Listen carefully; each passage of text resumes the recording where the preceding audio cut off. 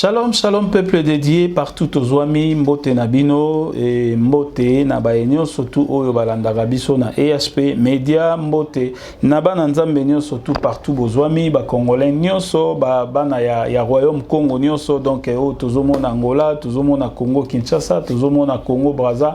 Pena Gabon, hein, donc Binonio surtout, Bambote Nabino place Bozwami. Vraiment, je vous salue au nom de Jésus-Christ. Lelo, encore une fois, Toyambi, Ponabino, Moko Yabasali Anzambe, Toyebi ke Zuimo Mikolebele, Tozalaki Nae, Elongote, Kasi, Toyambi, Potopambo Malisusu, na Mae Oyo, Ayaka Nango Lokola Matea, Pe Lokola Enseignement, Tozali na prophète Hervé Yombo, Oyo Tozanae na plateau. Vraiment, tout pour introduire déjà, invité Nabiso. Togobo sana pete kope sambote na papa Ose Amani oyo azwami bongo kuna na mikili apoto bambote na yo mama GHP topesi mbote topesi merci beaucoup na bras de Bumba oyo azali derrière la caméra pona kosunga biso na mokolo alelo et bonjour prophète. Bonjour papa Bumba. Bonne santé, bonne musalanza. Oui, ça va par la grâce de Dieu, à part santé dérangeant qui c'est qui est vrai.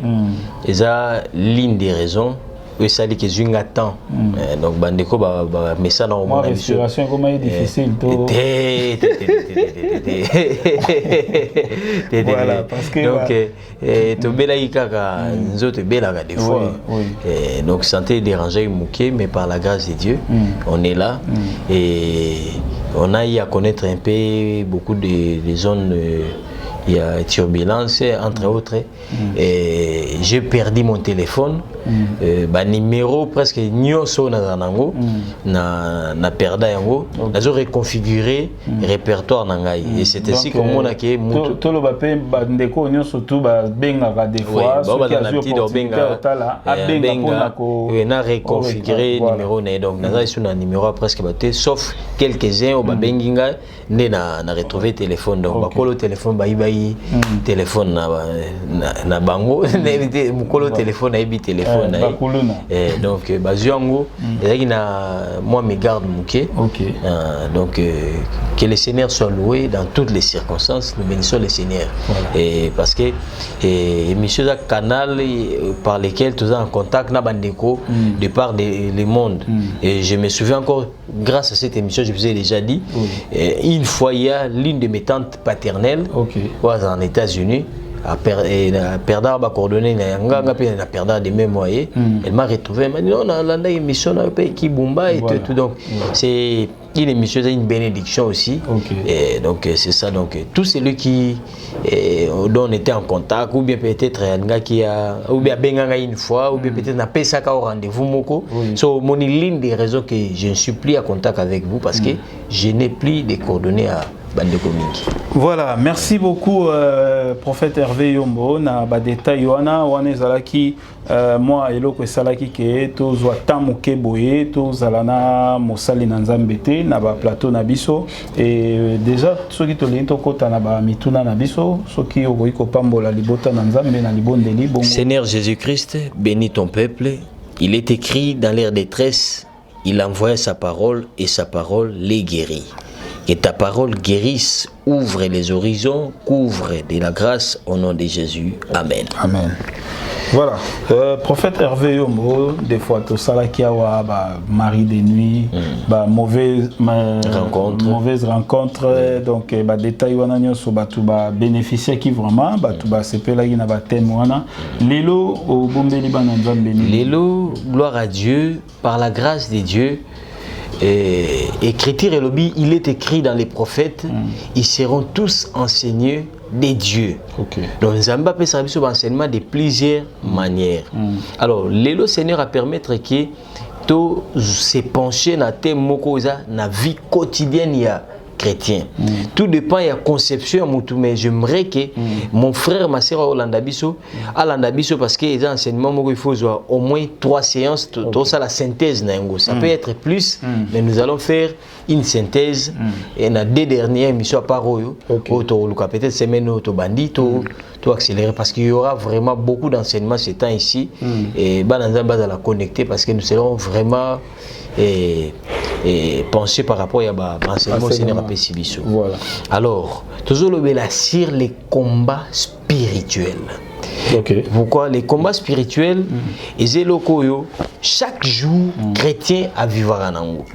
Chaque jour, nanda kuno, tu vis un combat. Chaque jour, dans ton travail, tu vis un combat. Na classe nayo, la vie c'est un combat. Et maintenant, il y a une réalité. Nakati ya combat, même athlète toi qui magambango, to benga ngo compétition. Mais compétition c'est aussi un combat parce que azan adversaire moko, azo compétir, c'est ça, son challenger. Et mais la Bible nous dit que un athlète n'est couronné quand il court selon les règles des jeux. Donc cela revient à dire que quand les règles des jeux sont biaisées, au cause dans les bons, mais au perdre couronne. Par exemple, bandeko et babundaka neti box par exemple. Ces gens-là, bazan na ba règle oyo, ils ont régir discipline na ba. Et à quoi soit mutuminu te. Tout le monde par exemple les Tyson, à soit mutuminu, azala disqualifié. Donc ça, bitumba ya ba point, ba coup de points. Alors, il a reçu mutuminu. Mutuana ko koué ya KO, mais tu n'as pas gagné. Et c'est ainsi comment que les loba nanzambe mingi, okano na ke prière à combat. Na combattre molili. Na combattre, mais tu verras que entre guillemets, ba combat ngonyo se dépa banda ko combattre ngo. Il ne fait que s'enfoncer na kati ya gouffre. Il ne fait que détruire sa vie. Environnement na est comme pollué. A comme conflictuel. Est-ce que les combats spirituels nous amènent à être conflictuels? Est-ce que les combats spirituels nous amènent à détruire nos relations? Est-ce que les combats spirituels nous amènent à être impolis? Bon, banini ya ba combat spirituel wana déjà soki tolobi to fungola moi parenthèse moko to monaki batu ba ndengo uti ko expliquer awa c'est tout. Je suis d'accord avec vous. Combat ezali dès que motazo bima na libumwa mama ebandi combat ebandi ti tout au long ya vie na ye mobimba combat physique comme spirituel, mais plus spirituel. Mais eza na époque na période moko ekomaki penza bande qu'on a biso CFMC et comme il roi arme fatale na bango. Donc motunio surtout tant bazol betara lisola combat spirituel bazo mona mbamo CFMC.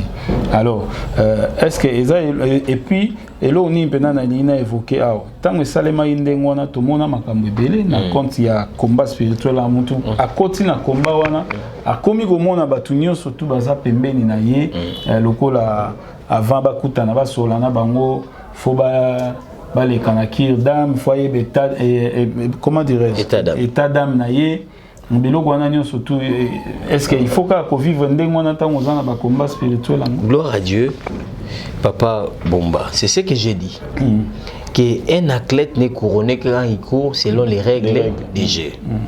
Oza makamanzambe zana ba règle na.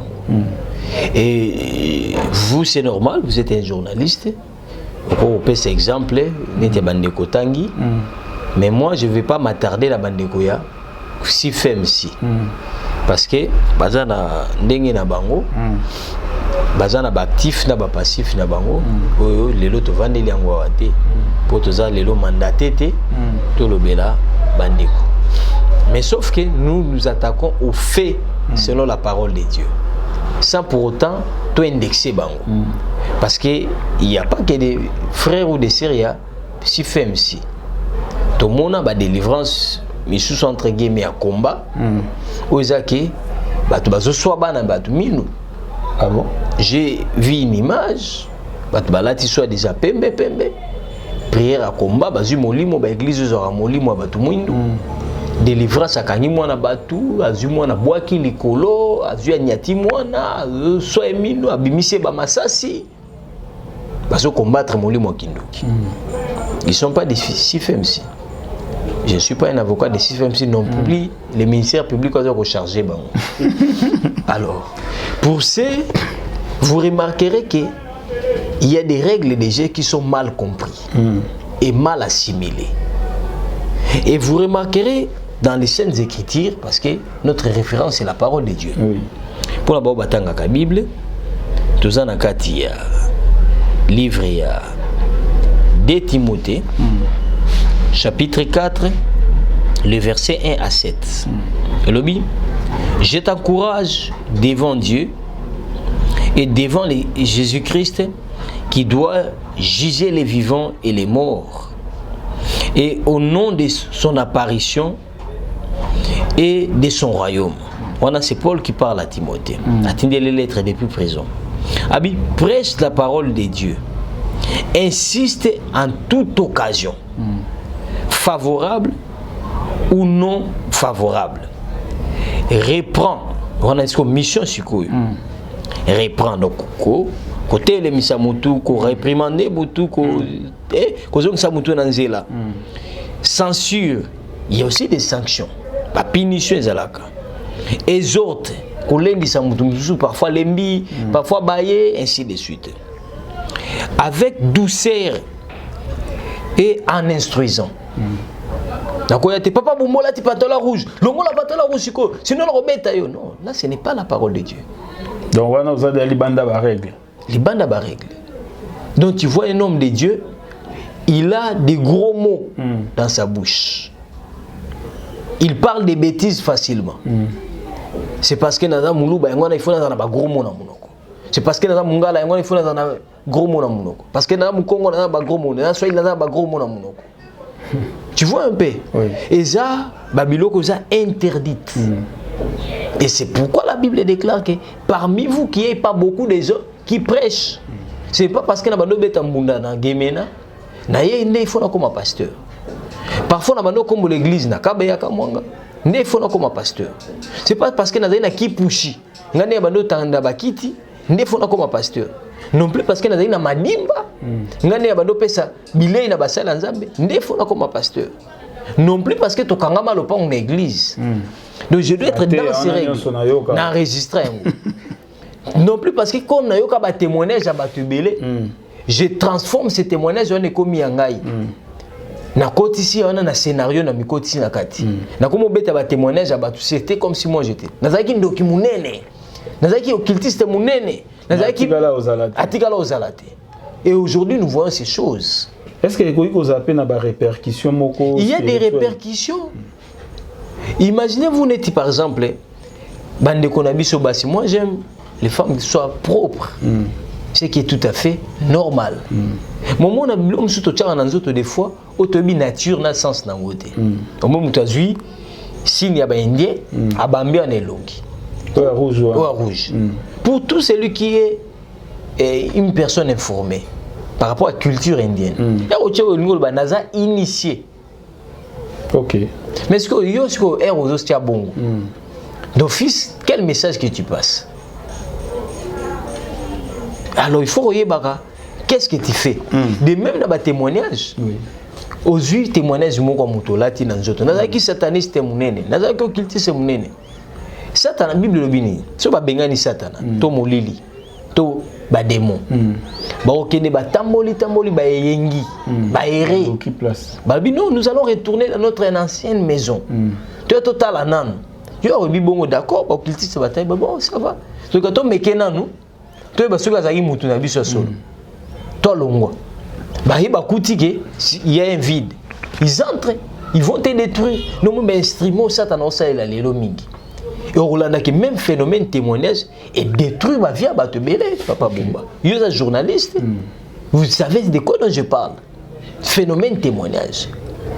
Phénomène témoignage et BBC même au même titre n'a pas combat spirituel aux qui mal enseigné et BBC ba foyer batou. Oui. Ozolanda. Ma famille Kabwana. Phénomène témoignage c'est que nanga parfois nazalaki appelé aux à la ministère. Le fait de témoigner ne veut pas dire que je dois devenir pasteur. Le fait de témoigner ne veut pas dire que forcément que n'a comme évangéliste, n'a comme prophète, n'a comme non. Et c'est ce qui est détruit et ça les vidéos qu'on a une incidence nétuana.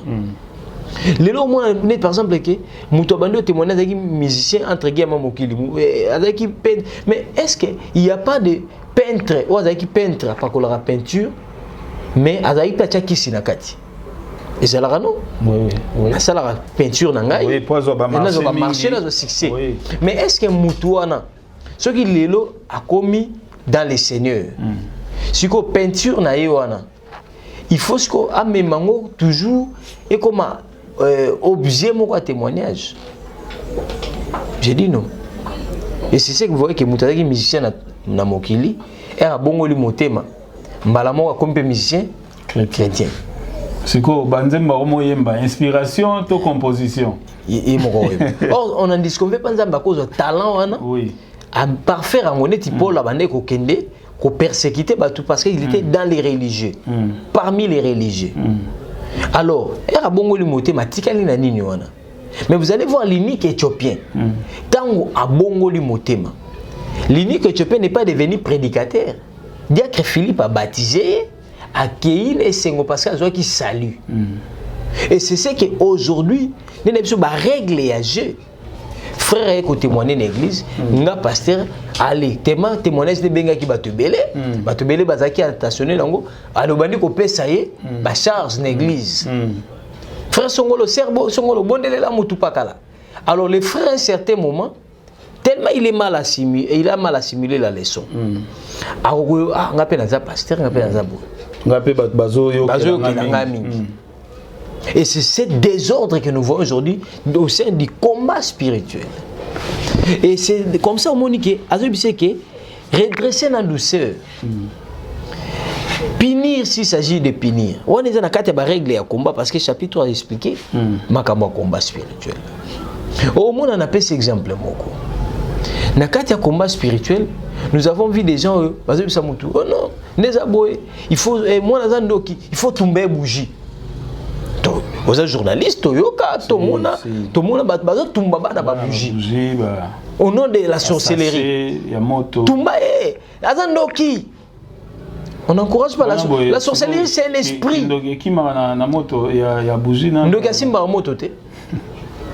Oh non, il faut voir que Mungu a liboso ndaku. Donc il y a Mungu ate. Cha bassin mune na mai liboso ndaku. Ozolanda. Et tout ça, c'est comme si nous avons maïté. Mais qu'est-ce qui est le combat spirituel? Azo expliqué. Car il viendra des temps où les hommes ne supporteront pas la sainte doctrine. Mais ayant la démangeaison d'entendre les choses agréables. Nous basons dans Moussa. Alio kama kamo sepelisa yi. Neza bondoki faut bete li kofi. Maman bokilo na ndoki, papa bokilo na ndoki, na lota bokilo na ngana mabe, na lota ya na ngana mabe. Oui, oko lota mutu mabe ba ndoki bazali. Mais toujours bali kamo généralité ndé mabe. Oui oui. Et maintenant qu'est-ce qui se passe? Na kati bloko babi ke ba olinga ba yo ka ba bloko yo sepelisa. Moi je vis une dame entre guillemets ba yo kana kate na belle-mère na ye. Pourquoi? Parce que au moins une éducation, mode de vie n'abisso des fois influence même des fois foi n'abisso. La dame a balena mwana oza fils unique. Babote na bandeko basi ebele. Alors conséquence logique ya mwana bongo, maman na papa ne surtout maman en particulier, azana misu mingi likolo mwana ne. Oto bengara na français complexe de deep. Donc papa balingara mingi bana na bango basi ba maman balingara mingi bana na bango bali des fois ça pourtant aux alando kito aux alando occultiste. Alors quand les messieurs se marient, maman des fois pour bazano loin abengara mwana ne basolo so abengo pona nini likamuni ngai bisayo wana belle fille moi si à mobali ti en fait de compte maman pas mona que mwana okota na plaque bande nei. Moi, si pas moi que maman a encore na plaque bande. Moi, na communauté centre intérêt, n'a conflit à batumi balé. Si quoi, à opposer maman n'était quand même. Avant de faire comprendre maman était il faut que normal mais si quoi, moi si peu, mon bal par exemple c'était donc bah comme on tient une position à ma bé. Conséquence logique, et ça que bateau balé basé au Canada. Mais moi ça semble là. Maman bokilope soit disant semble là. Et qu'est-ce qui se passe? Moi, c'est Zobotate. Première année, deuxième année, troisième année, quatrième année, cinquième année. À Zobotate. Qu'est-ce qui se passe? Et ça, c'est moi, si, dans la période dans laquelle je suis à Keroluko, à Korozongi, à Bengyo. siko na kati ya solo laka azo beta rappel solo les maman bokilo na kati sala boye siko azo expliquer ba conflit au bazala na bango siko basala nzamba entre guillemets mayele mabe akoko ya na maboko ya maman prophétesse moko kana bandala elle a quoi na maboko maman prophétesse comme elle avait beaucoup de moyens a ba moyen néangé na disposition à maman prophétesse a payé ba promesse nzamba osala moyo nzamba osala amoni ba nezo lekana finalement maman prophétesse a s'appuyé na argument déjà que maman bokilo nende ndoki azo combattre combat spirituel de côté na kati so kazo bondela zo bengana molimo maman bokilo en même temps cousine ya maman bokilo pe nde adjointe ya pasteur ya prophétesse wana yé pas continuer parce que la main qui donne c'est la main qui dirige à sacrifier ndekona anga pe déjà depuis to bando kola to bando mona grande sœur azala malamu te bona boya abi ke soka yeli belle fille li solo ana rozwa mbongo sœur abi ke maman prophétesse abi soka yeli mondimina li solo ana a rozwa mbongo. Alors conséquence logique ba kangi na kati ya prison. Mais bazo ebise ke ba sala combat nini spirituel. Et c'est ce genre de combat que nous voyons aujourd'hui. Combat ezanga couronne. Bitumba ezanga couronne. Bible obike na kimi c'est le règle pour que nazo couronne. Na combattre les bons combats de la foi. Et alors, qu'est-ce qui se passe? Dieu a croisé nos voies. Quand les Seigneurs croisent nos voies, écoutez, maman prophétesse, je expliquer nga kanae en aparté pembeni. Tala na situation na obota te maman bokilo na ngai prophétesse ebisaki ngai maman l'équipe ebisaki ngai. Po savanga pe na bondela Nzambe. Nzambe pe a solola na ngai. Na kati ya kobondela, le Seigneur me dira non, la dame elle est innocente. Kombo yi azo bundisa belle-mère nae, eza kombo ezanga couronne. Pourquoi? Parce que tu as la place au bitumbane uta. Si le Seigneur a révélé dans la vision, bitumbane uta wapi. Jour ya mariage nae, pas na bango na tribu na bango, to na coutume na bango, no konde azalaka mokonzi. Alors, du fait que la tribu na bango no konde azalaka mokonzi, vous comprenez ce que j'ai dit? C'est lui qui établit les factures du mariage et bon, les derniers mots lui revient. Et qu'est-ce qui se passe? L'oncle connaissant place information, mobile ça la ranimi. C'est quand on a bon belé. Nous comme matisi facture salée pour dépouiller mobile. Moi c'est habité. Mobile est dans mobile nangai, bien sûr. Tout ça on va projet à biso. Et bon c'est la facture salée boy. Bon risquer beaucoup misai. Conséquence ngani na otula. Mariage c'est un symbole. Ceux qui le lo balingai. Bino nyoso bobanda bozana matanga assisté bino. Bozana fête assisté bino. Bozana besoin mo parfois ko connecter même bandeko na nga pe na misala. Ce n'est pas bon oncle. Ah oncle tombo qui manque de respect. Et bon discuter, maman nezaki libanda ndako. Et maman écoute la discussion wana, intervenir qu'est-ce que c'est? Manque de respect. Ti maman bimisi no mwana. Qui no konde alobaki, te manque de finga nga moyibi, zelo komona. Yo bota au total yo. Oh. C'est bon, maman Hollande, nini, moi on a expliqué, bah fait. On te seigneur kaka pardon, mais maman on seigneur pardon pour la nini. On seigneur kaka pardon, on seigneur pardon bengani. Yo bota total. Mariage pelé kina. Et non comme c'était un sorcier qui cherchait une porte d'entrée, à une porte d'entrée. Ndako vendre la mabota ya mwana. Et maintenant rapprochement c'est difficile que moi je vienne lui dire que Likambozo ou ta place Songolo. Alors qu'est-ce que j'ai fait? Na sengi sagesse divine. Nous avons pas une orientation à prière. Maman prophétesse comme abandonné ko batela mondiminae. Or il y a un aspect très important. Dans les combats spirituels, il y a un aspect net ya ba médecin. Cardiologue azali, Cardiologue a opéré même appendicite P. Parce que c'est un médecin.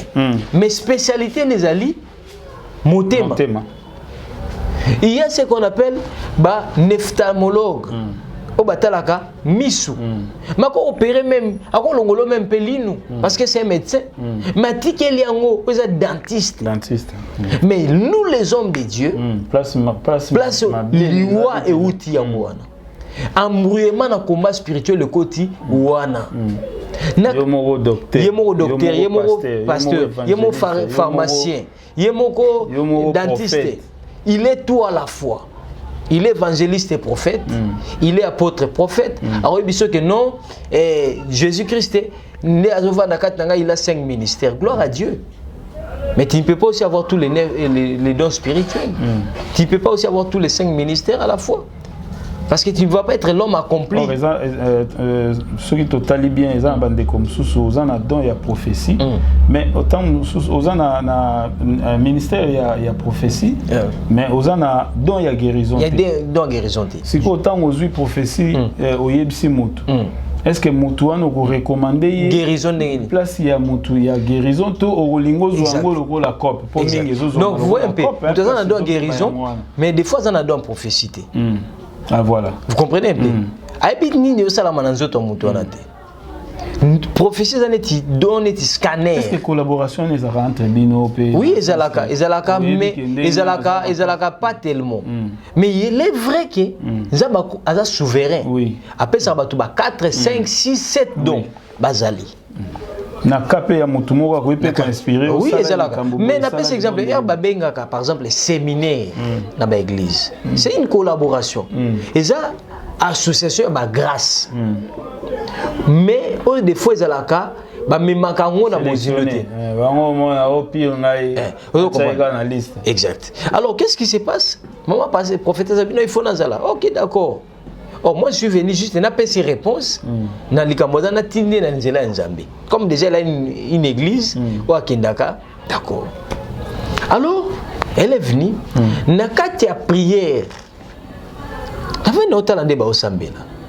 Botinda moto ilanda mama bokilo. Moto ilanda boye. Ni asaki, moto ilanda na kombone. Ba continuer prière na bango. J'ai observé. Et maintenant Bandi service. Et bon, ça va les camouter au bon délit. Parce que vous avez toujours prié. Mais nous faisons ce qui est les services divins maintenant. L'orientation divine que nous allons appliquer. Nakati quoi appliquer l'orientation divine, le Saint-Esprit se manifeste. Mouto a Rosala évanu Mouto Liboso, maman prophétesse. Mouto Koyi Mouto Liboso. Yami Balé. Ma collaboratrice ne oyaki na bango na collaborateur moko y compris na la sœur nde ba démon ba se manifester na plein service maman prophétesse à la moki na collaboratrice ne moko nde sikoyo esprit wana et comme se manifester historique comment est-ce que makamunyo so isalama et quand la délivrance a eu lieu. La maman prophétesse, Dieu, j'ai compris, avait permis qu'Azala, pour que Nzamba Longolais, une illusion y a combat spirituel. Comment est-ce que combat spirituel faut et ça là. Et alors, qu'est-ce qui se passe? Makamunyo Suzaki au clair, complot, Yanoko et Bimaki, et la sœur, Dieu merci, aujourd'hui, elle a 2 enfants. Ok. Et Namuto Moutana Batar et Longwe. Batar donc et biloko salité et longwe na mutuna. Et c'est comme ça que au monde que les gens auront la démageaison de la vérité. Abi, ils se donneront une foule de docteurs. Les Kamotobi, il y a enseignement. Parce que les combats spirituels, on le fait que par rapport au yoyoki. Nous avons une fois dans la prière, mon songolo. N'a côté à quelque part. Le modérateur a même mis la prière, papa. Et comme il tourne, il y a étape à combat spirituel. Ah, namoni mutoka zunzete. Nakati a veillé. Namoni mutususu akazu lipapa abia oyeba le akoye munazi muso kangi liputa neti lingwana satana oyeba le lingwana et de liputa kangi neti lingwana muso akazu lipapa longoli lipapa et après rekoki muto sotazo nyata muso zo nyata na mir ne ba karateka ba sota na moment ya boma kataye kata moto tumba azo beta muso zo kite azo beta boye. Et puis non, c'est un combat qui est spirituel. C'est un combat qui est spirituel. Musu alongo la na sentir azo beta. Et vous comprenez, c'est cette illusion là où il détruit sans sa combat spirituel. Okay. Il se donnera une foule de docteurs. Au monde qui musu alobite combat spirituel ko bengana ba démonter. Na combat spirituel, bandaka ko adorer démon okima. Mais on a des orientations divines. Et ko yape, Jéricho ko yape na louange. Mais ce n'est pas tous les batailles. Parce que quand vous ne maîtrisez pas l'Ancien Testament, Nouveau Testament, vous maîtrisez en côté. Et on va dire que ça va fouiller à docteur. Nous allons dire non, il ne faut pas évoquer le sang de Jésus. Mais si on est prophète ndenge za batikala na sens moko ya so ekomi une étape ya combat tamsuneti ekomika déjà bon to komi na tango benga na milimo mabe bongama ndeko telema ovandaki telema batikala déjà na donc au telema dans les na étape ya combat spirituel na si sango mobimba donc to tikala neti na image moko na forme moko ndenge ya rosalela pona combat. Peut-être kataye ndenge to salaka communément to couramment. Alors toujours mona na makomi to ba exemple biblique côté mususu nzamba pesi recommandation ya koyemba exact ni rekoyi Jéricho côté mususu ba sacrificateur ba memaka arche na côté mususu ezali kutu ba lepreka bazotambola. Exact. 4 kaka bazo tambola mais ba ennemi bazo yoka armé mde mutezo ya ba char moko sophistiqué ata utu ya Pentagone ekosa récite salemi. Est-ce qu'il faut tous elaka to sengaka recommandation ya Nzambe tout tikala na système? Non. Vous avez touché les points, on a touché les manuels comme Mira Jéricho. Dans les combats spirituels, ennemi a zobate. Notre ennemi commun, ce n'est pas notre père, notre mère, notre cousin, c'est les diables. Azarazo bate. Du genre que, au moins, que si au moins, ce confinement, mais bazana kati ba délire au saganate. Mais confinement, c'est baza moi modéré nambo. Nandenge été bandi ma trop. Et on a Marseille. Moi été. Mais Nzambe na mawanae azo enseigné ba peuple na plusieurs manières. Et vous remarquerez que batu balingi mode système. Le 31 décembre toke tokotsa toka nini et toka ba moulo bandisika. Mois de décembre to bandi 21 jours à prier. Mais dans tout ce temps, moi, ne bandoki basala ka mingi. No satana kangine maboko. Ozela boya obenganika na mois de décembre. Vous voyez le système au bâti batuna kati ya komba. Babi batimbela déjà décembre to priaka, to comme au côté là on a janvier. Na janvier. Mais tout ce temps, tous ces 10 mois ici ou 9 mois, les diables akanga maboko, abomara batute, aliara batute, abebisara ba vie batute. C'est ça l'image du combat spirituel au bâti na mitoba. Donc il y a l'air en janvier, il y a l'air en février, il y a l'air en mars. Parce que les éclairs et le but que Satan a l'air en moutou. Il y a l'air en moutou. Le bilan chaque jour, c'est la viande humaine, la chair humaine, le sang humain. Donc on est là décembre et janvier karaté. Image va continuer sur le combat spirituel. Il y a quoi là? Moutou pour bon de là ça le combat spirituel, il faut qu'il y ait une église. Je ne vais pas être mal interprété. C'est là que je peux prier, faire un combat spirituel. Je peux être sur les chaises de mon volant. Nazo ça le combat spirituel, ça pourtant na bimsali ba na beta na paraprise. Parce que Nzambe azanaba dimension même la kabato. Et c'est comme ça que dans le monde spirituel, dans le combat spirituel, tous les gestes comptent. Mais nous avons la ceinture, non. Mais dans les combats spirituels, il y a orientation divine. C'est ça. Parfois, au cause alana, nous beta karamaboko, zo bonde zo beta maboko. Au cause alana, parfois, Seigneur abika keno, botanga verset biblique moko à haute voix. J'ai vu, nous étions quelque part dans une délivrance. Tobondeli, tobondeli, tobondeli, tobondeli, tobondeli, tobondeli. Même situation qu'on est dans la katikati ya butu. La situation de la personne est s'empirer. Seigneur a pessimiste au passage de Apocalypse. Ozolobake, ils ont vaincu à cause du sang de l'agneau et à cause de la parole de leur témoignage. Il y a guerre dans les ciels, passage, il y a guerre dans les ciels. Michael et ses anges firent trouver les plus forts, les diables ne firent pas trouver plus forts, ils furent précipités sur la terre. Seigneur habite autant qu'un passage Joanna, mais à haute voix. Tant autant il passage Joanna et la délivrance est une là. Pourquoi? Parce que les diables, en fait, même tout le temps, ou bien tout ça, la prière, tu vas rappeler les Lobanais, et c'est la façon, ça, tu as un serpent ancien. Donc, quand tu lui rappelles, selon une direction divine, que rappeler des faits, tu as un jour, Seigneur, il y a un moment, et au sein, quelque chose. Mais ce n'est pas tous les délivrances, il faut t'engager. Et c'est de là qu'au moins, il s'est donné foule à docteur. Est-ce que directif il faut comme ma doctrine? J'ai dit non. C'est ça. Et c'est là où on dit que combat spirituel. Destruction des hôtels. 50e. Non, non, moutoko peut ça babilo qu'on a. Mais nakati ya chapitre to épisode on ça.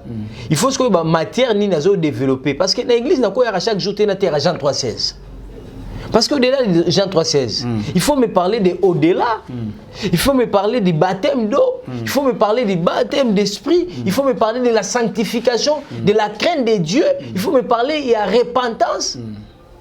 Mais quand on a un thème moko, donc je développe un enseignement différent, un chapitre différent. Là, je parle comme un enseignant de la parole de Dieu. Et même si vous avez un conscience, par exemple, même si vous avez une convention sur le tabernacle, les grands thèmes, vous avez un sujet différent. Et là, par exemple, si vous avez une Lévitique, vous avez une fête à tabernacle. Chaque période, vous avez une fête à tabernacle. Mais dans chaque période, ils ont une structure ou bien une branche et c'est comme ça. Mais thème Moussou Bobimsa na séminaire ah bon impressionné Arabiso. Donc les pasteurs les sépulcres vont s'ouvrir. Ah non, sépulcre bon, problème est anini. Non non, problème est que thème est que pleurs bisoté. Non plus de pleurs biso, mais le problème est contenu nango. Parce que moi je suis un enseignant de la parole de Dieu. Dans quatre enseignements, les mêmes versets que j'ai lis, Papa Bumba ko développant au kolekangai.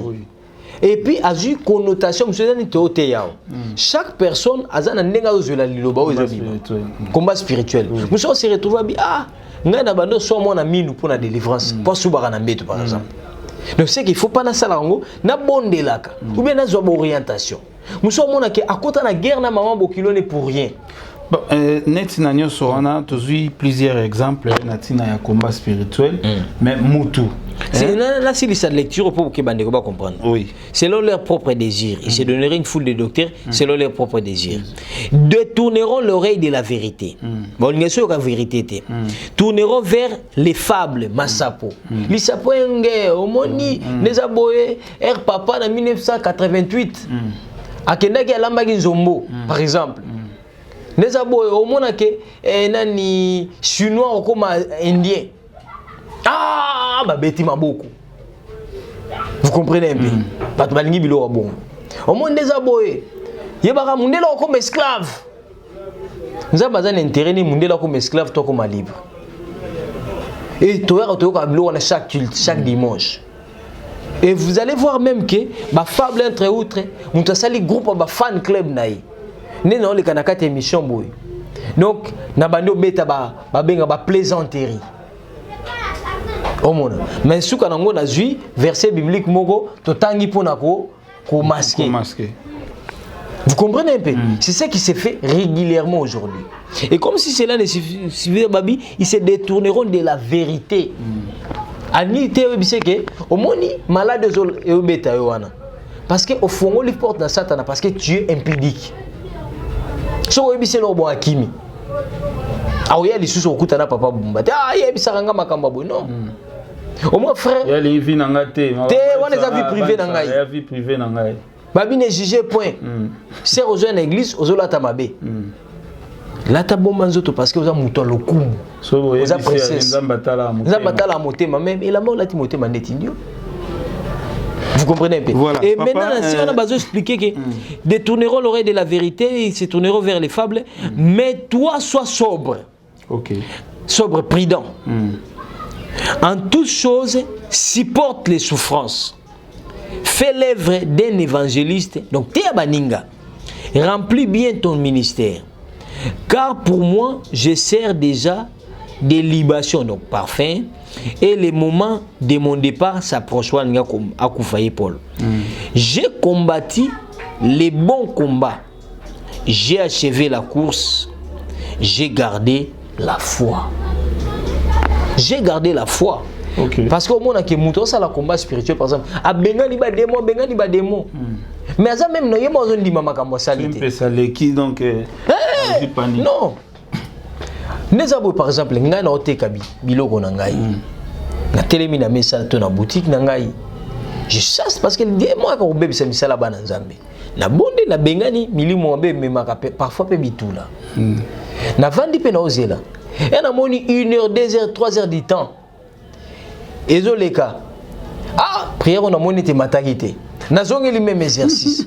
Mais il faut na zela za net pour la expliquer que alobike abili kamwa semence ce que ba koloni faut pour là. Ah na moni démon na za makasi minga za 7 mètres. Il faut nazonga jeûne à 70 jours. Je ne suis pas contre les jeûnes. Je ne veux pas être mal entendu ou même mal compris plutôt. Et vous comprenez un peu. Au moins que mutovandi abosanike parfois économie mboka za malamuté. Voilà. Ce que du fait que économie mboka ya malamuté. Si on a quitté pendant une journée, l'objet n'a pas parce que prière est pour la rater. Déjà parfois, donc on garder foi. Voilà. Et les diables dans les combats spirituels, ils viennent éloigner des gens de la vraie foi parce que Dieu c'est lui qui est le consommateur de la foi. Parce que toi qui es okitane na moi bossa nga signe déjà. Donc c'est un chapitre to ko bordango to ko sabonde na kati. Donc tozali penza tozali na thème oyo tozana nous na thème oyo ya combat spirituel parce que ezali vaste et puis ezana ba élément ebele oyo ya ko expliquer mais tokoki ko sisango na mokolo moko te. Prophète déjà toko profiter de l'occasion parce que ote ko évoquer loko ya téléphone ndenge bunga ki tout et tout ba tumususu oyo bazana na contact na yo bakoki ko luka ko joindre yo pesa déjà numéro na yo ya contact bongo pona ba bandeko balingi rejoindre biso questions, suggestions, préoccupations ainsi de suite et beaucoup benga biso na plus 243 84 27 51 720 plus 243 84 27 51 720.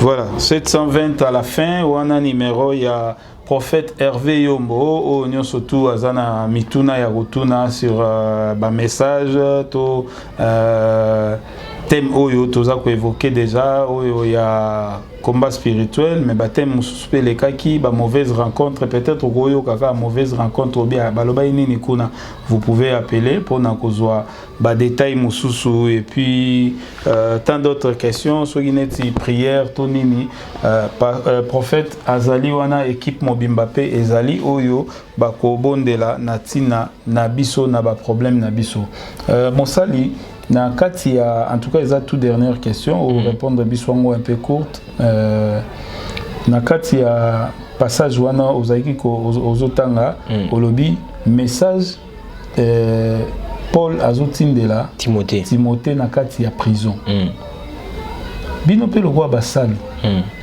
les lobino nyos na profité pour nazana yo, mais il y a plusieurs serviteurs.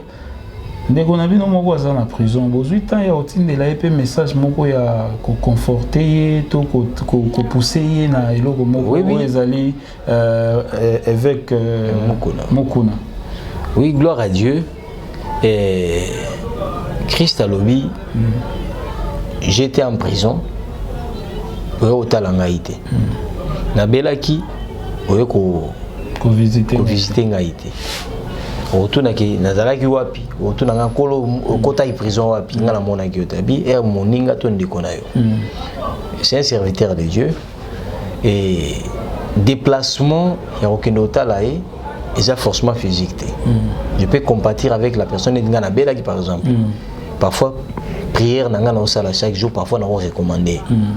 Nzambe parfois yokelema parce que si on est dans des conditions difficiles et j'ai toujours dit aux enfants de Dieu il faut faire attention avec la justice de Dieu. Parce que si tu évoques la justice, mais dans un moment difficile, même quand une personne est malade, tu sais plus de la miséricorde de Dieu. Parce que nous sommes miséricordieux. Et on prie pour lui. Tu sais que nous sommes nous avons déjà quelques serviteurs de Dieu qui ont défilé, et nous sommes de cœur avec lui. Et non seulement avec lui, avec tous nos frères et sœurs qui sont en prison. Parce que même ceux qui ont commettre des lures en prison, il reste un humain. Cet homme-là, malgré qu'il est en prison, il a dossier à 100 jours. Et c'est ça même le travail des hommes de Dieu. Oui, mais la justice humaine, il faut ça la moussala nango. Mais même si une personne est condamnée à mort, moi étant un pasteur, je viendrai lui donner les messages d'Isali. Ça c'est mon travail. Voilà. Merci beaucoup na Yanoana, je crois biso peto comprendre yo pose ali serviteur place aux ali papa na biso avec Mokuna azana prison na makambo biso nyoso tuto yebi soki pe moi message to moi libondeli ekosala malamu pona tina ya basali ya Nzambe. En tout cas tozo senga toujours unité wana entre vous les serviteurs de Dieu ekosala biso batu oyo tovandaka na baba pona kotala ba prédication na bino malamu pe biso ba tolobaka to sola kana bino ekosala bien. En tout cas toujours bozana unité ba serviteurs de Dieu parce que unité oyo bino bokosala nde ekopesa force ekopesa ete bobonde la pe pona mboka na biso ekende liboso to changer pendenge ya kote ya nanu par rapport ya mboka na biso ya tolongwana na ba fertilité na ba visa d'ailleurs kutu ba Macron ba komolo ba so tozui vaccin te to ke potote ata to ke potote ata to ke poto nde changer mutu akomi na makomi sa tutu makomi tozara ba tukaka. Donc nalanda nani ba envoyer ne ba ki semaine passée ba que non likamba visa tika lolo ba Macron tika lolo ba bon soka tika lolo ba ngote tande d'ailleurs tu soki pa lo bango asa la ke ba visa e ya na Congo te bomba na kuna. En réalité chaque personne a dans un pays né mutunya surtout dans un pays né donc so peut yete a pe maye ya omelezalaka maye ya omelezalaka tomate pe e botara awa.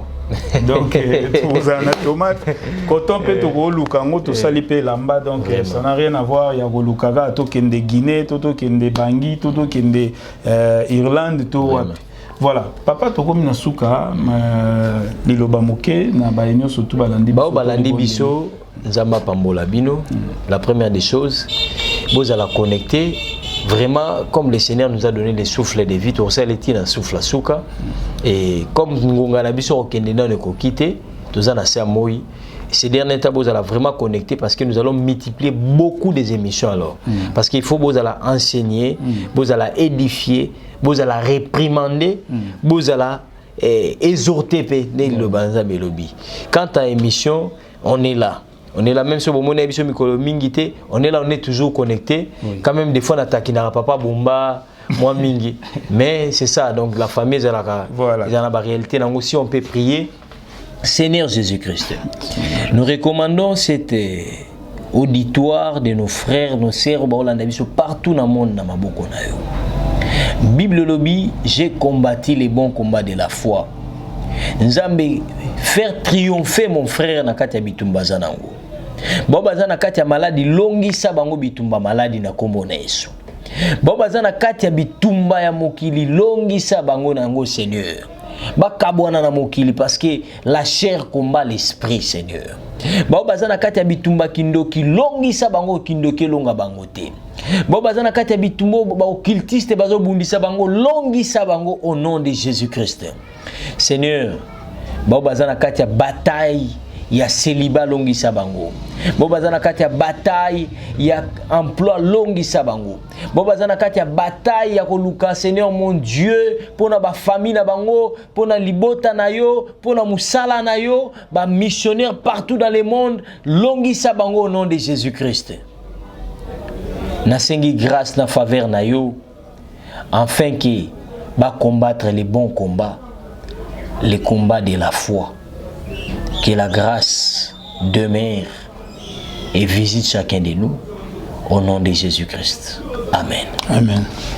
Voilà, merci beaucoup chers amis internautes, bozala qui est belé ya kolanda biso et tokomi na suka ya émission na biso encore une fois nako senga bino vraiment ba enyo surtout balanda biso bolimbisi na deux dernières vidéos et les cas qui peut-être bomona ki bandeko ba sala ki ba dédicace belé eza penza genre na biso te tokobongisa yango na mikolo ezali koya en tout cas pour tenir biso rigueur te toza batu mususu et puis bino pe bandeko ta musuka bino ba mususu ba bosenga ba dédicace wana en tout cas tokobongisa yango pour tenir biso rigueur te na ba vidéo oyo boutai kotala peut-être bandeko babwaka ki mwa ba mabanga mingi ndenge babenga yango eza penza ya genre na biso te biso toko sala nyonso tu po tosola na bino kaka maloba ya nzambe po ezala bien ndenge to mesana ko sala et tokutani très prochainement ezala ki ya bino équipe Mbao a présenté qui émission